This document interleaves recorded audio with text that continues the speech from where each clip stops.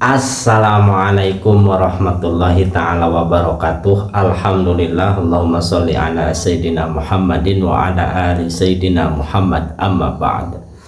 Baik subscriber dimanapun berada, teman-teman dimanapun berada, semoga berada dalam lindungan Allah subhanahu wa ta'ala.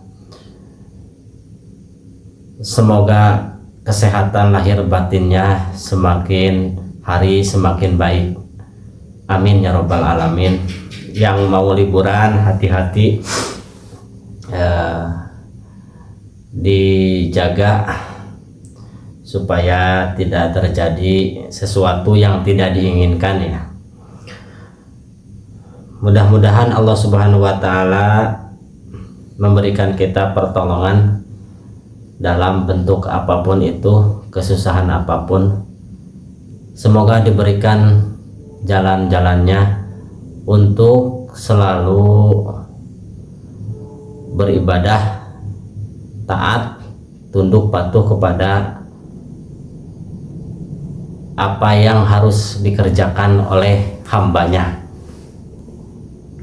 Baik, seperti biasa di sini ada informasi dari siapa? Bang Karni Keterlaluan.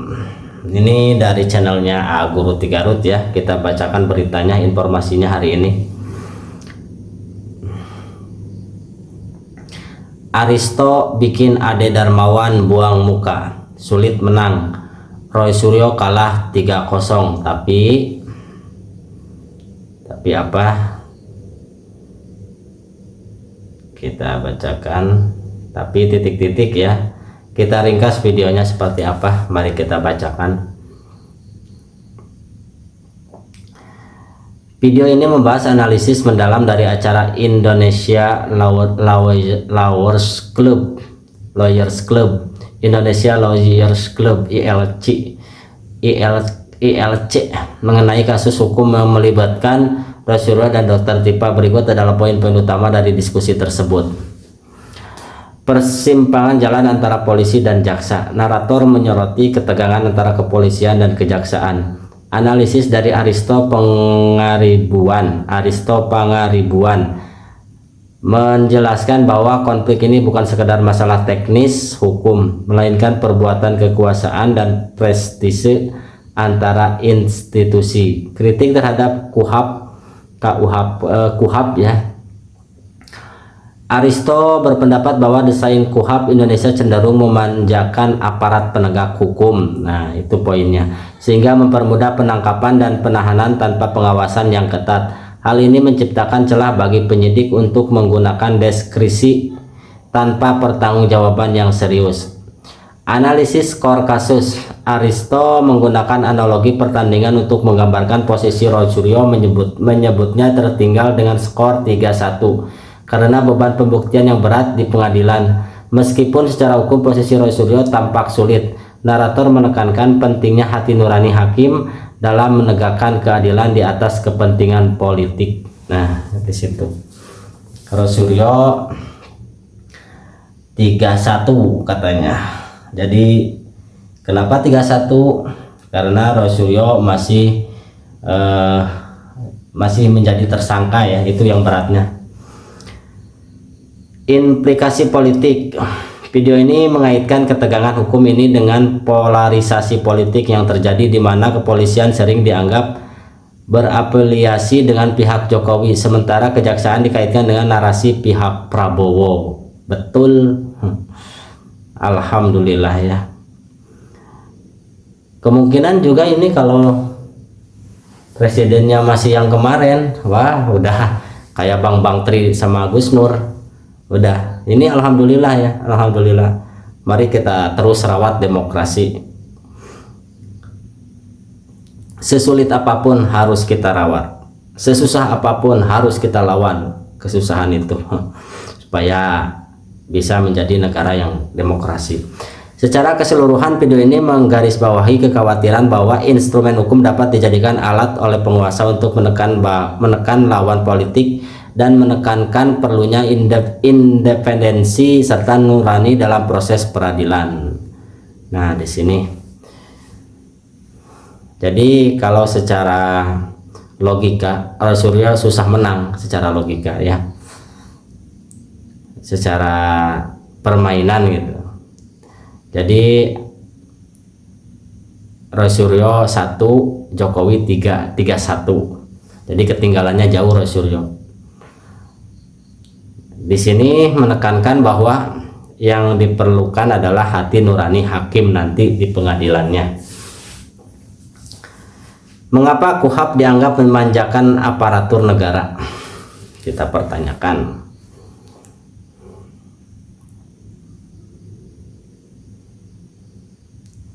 Yang belum subscribe silahkan subscribe, dibantu channel saya supaya bisa menjadi berkembang dan saya bisa bersemangat untuk membuat videonya. Mengapa KUHP dianggap memanjakan aparatur negara? Berdasarkan penjelasan Aristo Pangaribuan dalam video, KUHP dianggap memanjakan aparatur negara karena beberapa alasan berikut. Kemudahan menangkap dan menahan. Aristo menyatakan bahwa desain hukum acara pidana Indonesia membuat proses penangkapan dan penahanan menjadi sangat mudah dilakukan oleh aparat. Hal ini didukung oleh ketentuan yang hanya mensyaratkan 2 alat bukti sebagai ambang batas threshold, di mana fokusnya lebih pada kuantitas daripada kualitas pembuktian. Celah diskresi yang luas. Terdapat aturan yang memberikan jalan keluar bagi penyidik untuk menggunakan diskresi tanpa harus mempertanggungjawabkannya secara serius.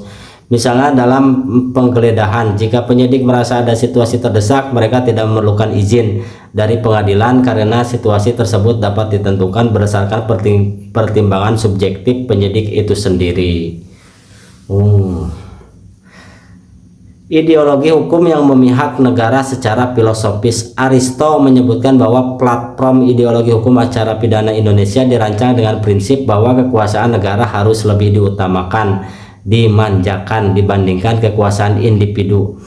Akibatnya sistem hukum seringkali tidak memberikan ruang atau instrumen yang memadai bagi pihak yang disangka untuk membantah tuduhan secara setara.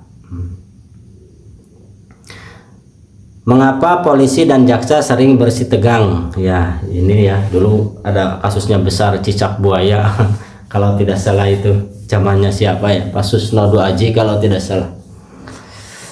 Menurut Aristo Pangaribuan dalam video tersebut, ketegangan antara kepolisian dan kejaksaan bukan sekedar masalah teknis prosedur hukum seperti P21, P19 atau metode kerja, melainkan berakar pada perbuatan kekuasaan, power, dan prestise. Berikut adalah poin-poin utama.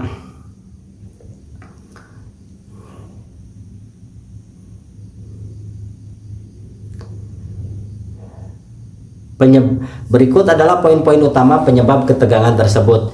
Kekuasaan penyidik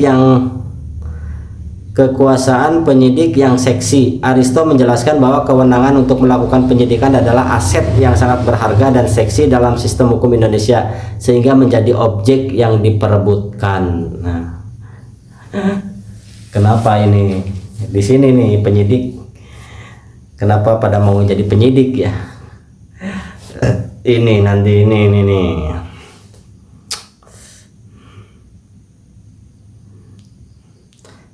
Preservasi institusional. Konflik ini didorong oleh upaya institusional self-preservation atau upaya untuk mempertahankan keberlangsungan dan pengaruh institusi masing-masing. Patronase politik. Seringkali kedua lembaga ini dikaitkan dengan patron-patron politik tertentu yang membuat dinamika konflik mereka menjadi semakin keruh dan tidak murni lagi sebagai masalah hukum semata. Nah, ini semoga Allah Subhanahu wa Ta'ala menolong bangsa ini, menolong dari kedoliman-kedoliman penguasa yang seringkali menggunakan kekuasaan untuk menjatuhkan lawan politik maupun lawan pribadinya. Naudzubillahi min dzalik. Semoga Allah Subhanahu wa Ta'ala menolong ya, terutama Dr. Tifa dan Roy Suryo. Aristo menegaskan bahwa perseteruan ini sudah memiliki sejarah panjang sejak zaman kemerdekaan, dan kasus yang melibatkan Roy Suryo serta Dr. Tifa hanyalah salah satu ilustrasi dari ketegangan yang mendalam tersebut. Di sini mengapa Aristo Pangaribuan disebut akademisi idealis? Nah, kita pertanyakan ya, ini yang dipaparkan dari pembicaraan Aristo Pangaribuan. Berdasarkan pidato tersebut, Aristo Pangaribuan dianggap sebagai seorang akademisi yang idealis karena beberapa alasan berikut. Pendekatan filosofis di atas praktis. Narator dalam video menyoroti bahwa cara bicara Aristo bersifat akademis, di mana ia lebih cenderung berbicara dalam ranah nilai dan filosofis mengenai sistem hukum dibandingkan hanya fokus pada ranah praktis. Sudut pandang institusional yang normatif. Aristo menganalisis konflik antara polisi dan jaksa melalui kacamata sejarah dan teori hukum tentang perbuatan kekuasaan dan prestise. Narator menilai pandangan ini terlalu idealis karena mengasumsikan bahwa polisi dan jaksa selalu bekerja secara 100% profesional untuk institusinya. Padahal dalam kenyataannya seringkali terjadi praktik yang tidak ideal di lapangan seperti pengaruh patron politik atau kepentingan pribadi.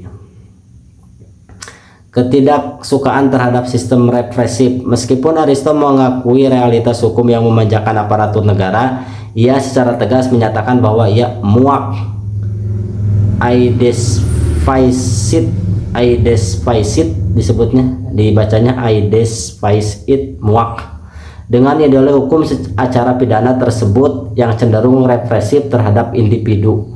Betul, hal ini menunjukkan adanya benturan antara nurani dan pengetahuan hukum yang ia miliki sebagai seorang akademisi. Seperti ini. Makanya masyarakat Indonesia harus terus belajar ini supaya kita bisa menilai sesuatu perkara itu dari kacamata ilmu ya, dari kacamata ilmu, bukan kacamata yang salah. Terima kasih, sekian dulu. Assalamualaikum warahmatullahi taala wabarakatuh. Semoga kalian semua sehat semua, amin.